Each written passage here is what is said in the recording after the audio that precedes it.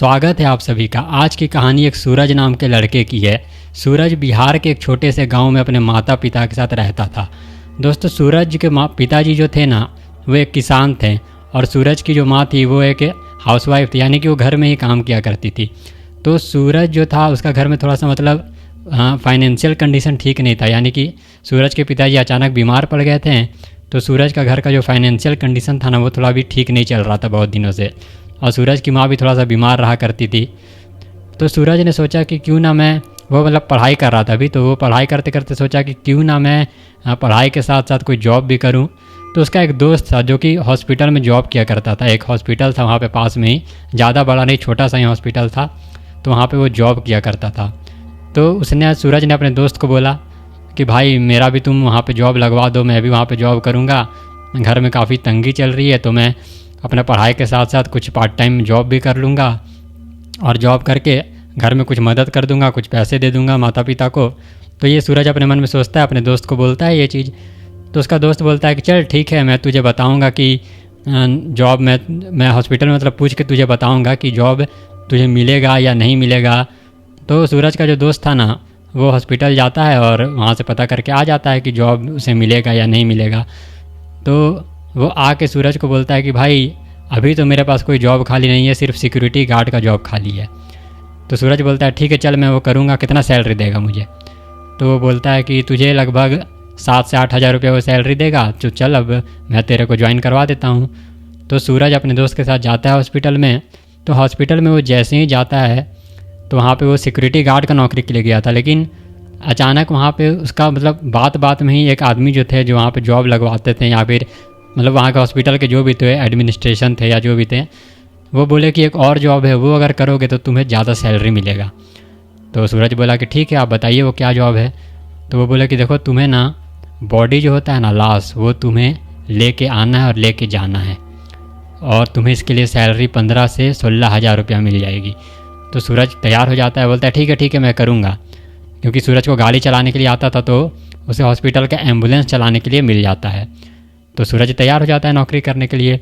वो बोलता है कि हाँ चलो मैं करूँगा नौकरी, मुझे इससे कोई दिक्कत नहीं है। खैर सूरज का दोस्त उसे मना भी करता है कि भाई तू इस तरह का काम मत कर, लेकिन सूरज मानता नहीं है, बोलता है नहीं मुझे अभी पैसे का बहुत ज़रूरत है, मैं तो ये नौकरी करूँगा ही करूँगा। तो दोस्तों इसी तरह सूरज ना वहाँ पे अपने माता पिता से पूछता है, घर आके अपने माता पिता से पूछता है, तो उसके माता पिता ही परमिशन दे देते हैं कि ठीक है घर का हालात ठीक नहीं है, चलो जॉब करो। तो सूरज जो है अपना जॉब करने लगता है। तो सूरज जब पहला दिन जाता है ना वहाँ पे, पहला दिन वो सुबह में अपने ड्यूटी में जाता है, तो वो दोपहर तक वहीं बैठा रहता है। कोई भी बॉडी या कोई भी लाश आने के लिए उसे फ़ोन नहीं आता। लेकिन अचानक रात शाम के 4 बजे उसे फ़ोन आता है कि एक डेड बॉडी पड़ी हुई है यहाँ हॉस्पिटल में, उसे एक दूसरे गांव तक पहुंचाना है। तो सूरज उसे डेड बॉडी को लेता है और अकेले ही अपने एम्बुलेंस में रख के और उस डेड बॉडी को लेकर चला जाता है।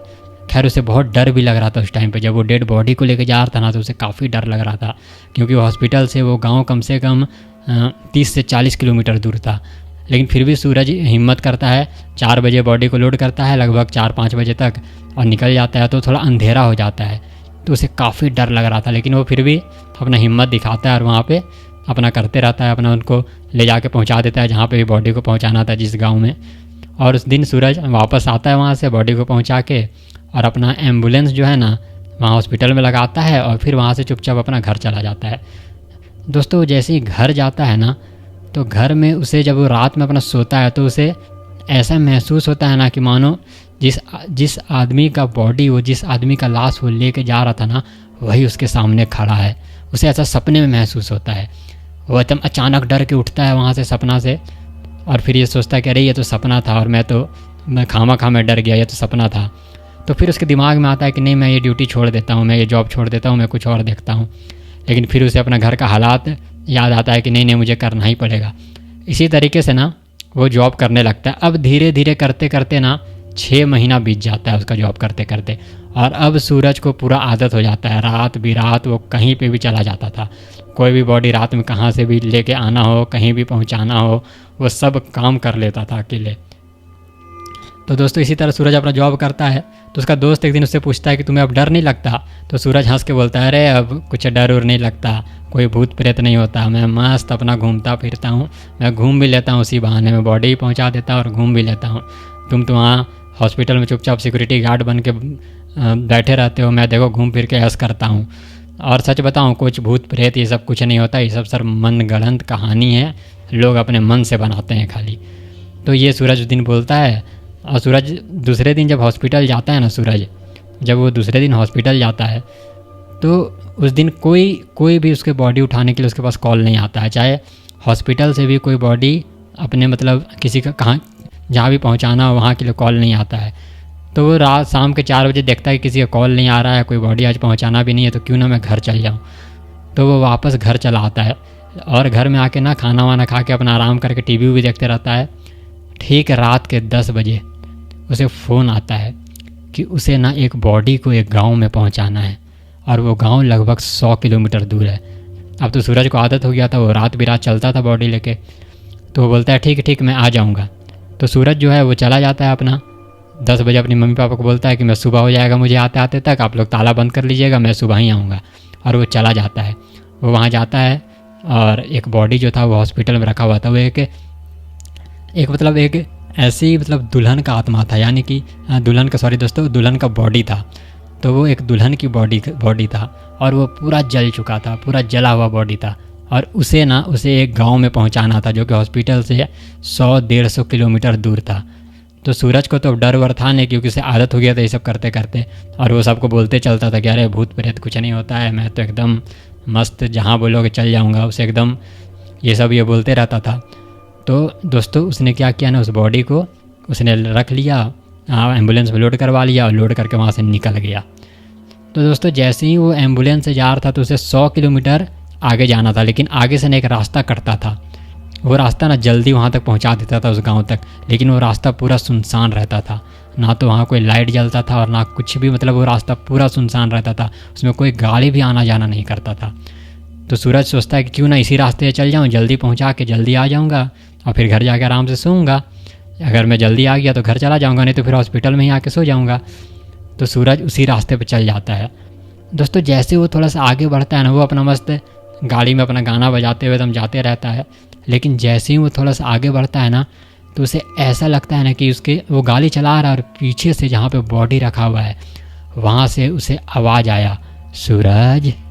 सूरज थोड़ा सा डर जाता है, लेकिन उसे ऐसा लगता है कि ये मेरा मन का भ्रम है, मैं गाना भी बजाया हुआ हूँ तो मुझे मन का भ्रम से लग रहा होगा कि आवाज़ आ रहा है, क्योंकि आज तक तो कभी ऐसा हुआ नहीं है।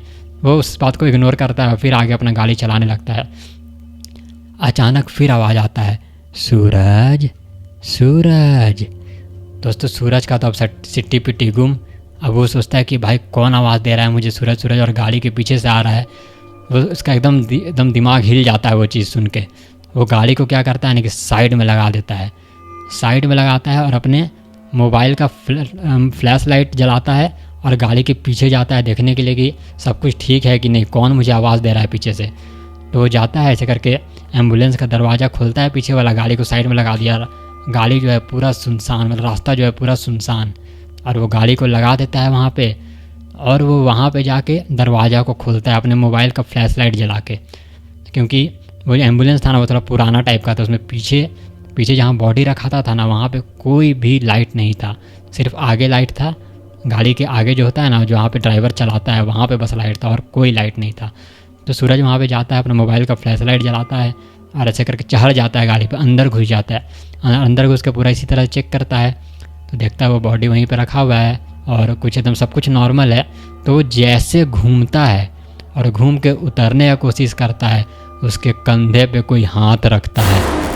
अब तो बेटा सूरज का एकदम दिमाग हिल जाता है, हालत ख़राब, वहीं का वहीं वो जम जाता है, वहीं का वहीं पे वो खड़ा रह जाता है, उसका खून जम जाता है।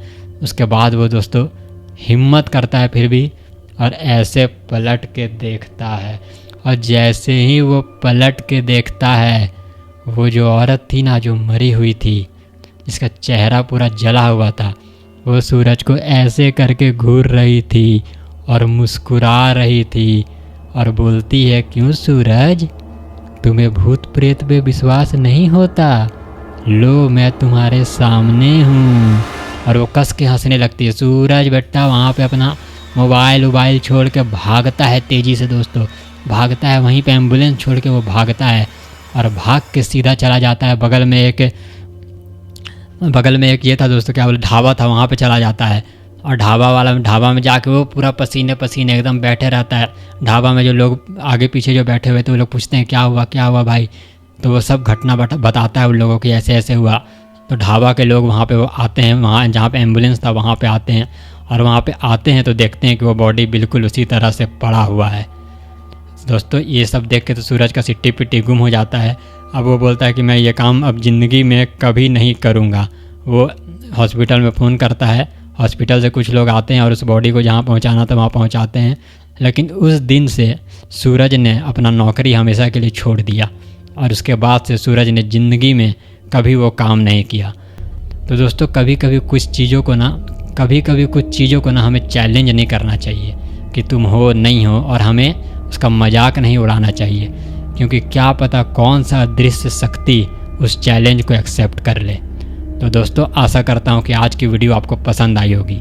अगर पसंद आई हो तो लाइक शेयर और चैनल को सब्सक्राइब ज़रूर से कर दें। और अगर आपके पास भी कोई सच्ची घटना है तो मैंने डिस्क्रिप्शन बॉक्स में अपना मेल डाल दिया है, आप वहाँ जाके मुझे सेंड कर सकते हैं। मिलते हैं अगली वीडियो में।